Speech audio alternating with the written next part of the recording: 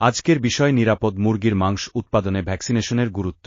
সম্মানিত খামারি বন্ধুগণ, নিরাপদ মুরগির মাংস উৎপাদনে ভ্যাকসিনেশনের গুরুত্ব অপরিসীম। মুরগির সুস্বাস্থ্য নিশ্চিত করতে ভ্যাকসিনেশন অত্যন্ত গুরুত্বপূর্ণ।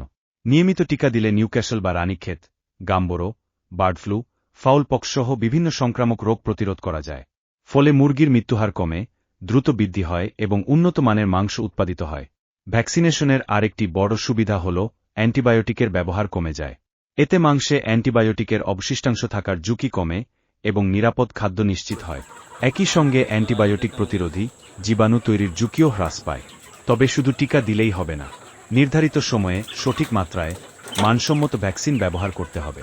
পাশাপাশি জৈব নিরাপত্তা, পরিষ্কার পরিচ্ছন্নতা, বিশুদ্ধ পানি ও সুষম খাদ্য নিশ্চিত করতে হবে।